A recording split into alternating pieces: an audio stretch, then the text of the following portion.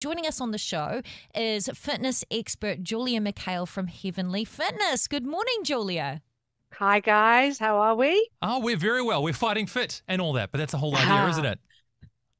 good to hear it. So, look, we're talking about women's health this week in particular. And so, Yes. are there particular health and fitness needs for women that we should be aware of as well to kick off this conversation, as opposed to generic things that Mm, I guess we hear about all the time?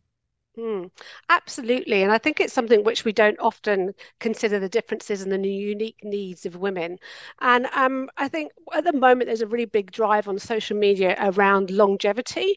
And I think what we need to think about is the quality of our longevity and how we need to start investing in it way earlier than we think.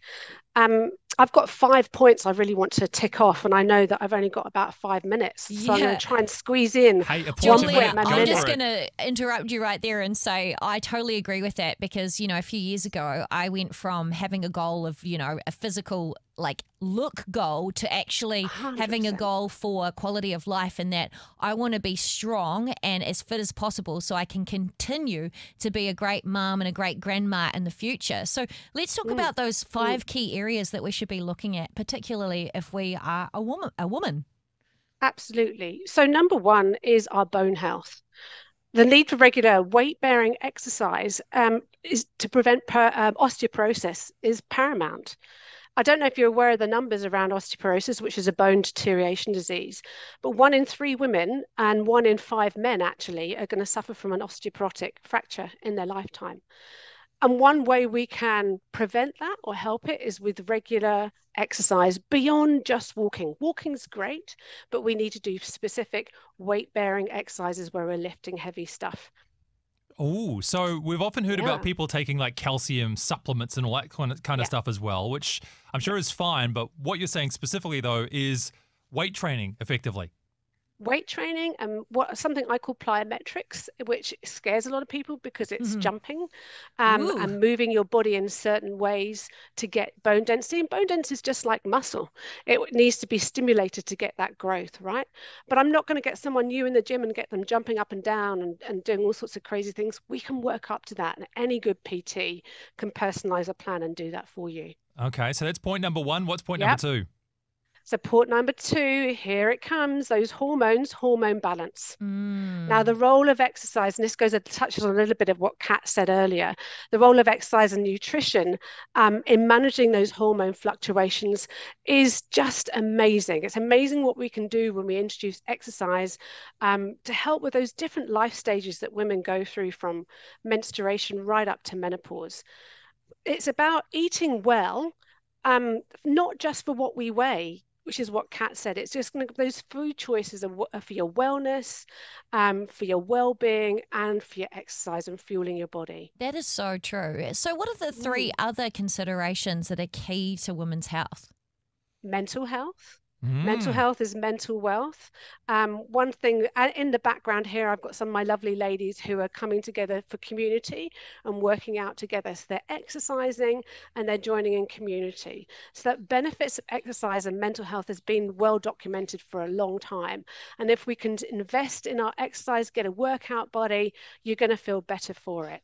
Well, I And come love the along to my 9:15 class. I was going to say it's great too that you've also got that community aspect as well, because I know one of the main things that got me exercising regularly was having friends to do it with too. So when it was just up to Yes. me, didn't Mm. really do it, but the moment I had Oh, other mates who were getting involved, made all the difference in the world. Having accountability partners is so key, right? And also, you talked about the absolutely. fact that when you exercise, you generally, mental health is mental wealth, but when you exercise, generally you sleep better. And when you You sleep do. better, your mental well-being's better, isn't it?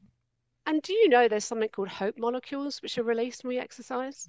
Don't you just love Really? that? Yeah, yeah. Hope We haven't got enough molecules. time to talk about those, but Oh. I love that there's hope molecules released when we exercise. I wonder All if you're right, talking number about four. serotonin. Yeah, Yeah. number four. Let's go with number four. That's it. So cardiovascular health.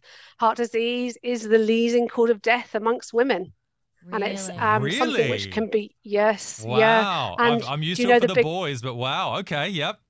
And the driver of that is physical inactivity. We lead such a sedentary lifestyle. I would love people to have things at work like step tallies. And the person who hit the most steps in their week was given an extra half day off work. Well, then I'd never be just, here.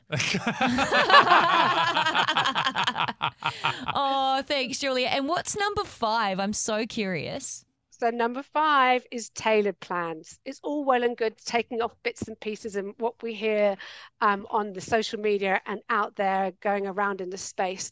I think get yourself a personalized fitness plan. Find someone who's professional, who knows your unique needs, such as myself or other PTs who can tailor your plan, that can get you moving around, that can be your biggest cheerleader. Find that person who's going to champion your way in your fitness journey. That's such a great tip. Different strokes for different folks. And ultimately, if you do have any kind of health concerns currently, make sure that you get a fitness plan that's going to take into consideration those areas. Yeah. I'd say too, as an addendum to that too, you've got to be able to, maybe as a guy thing too, but it could be for everybody, be able to stash your ego aside. When you decide you are going to get fit again, the hardest time will always be at the very beginning. Yes. That's okay. Yes. That is okay. Yeah. You're going to struggle. I remember doing my little, push-ups on my knees when it first started off. Me like, this isn't this buff kind of like dude that I want to be, but there I was, putting the ego aside. You're doing them. So, but at least you're doing something.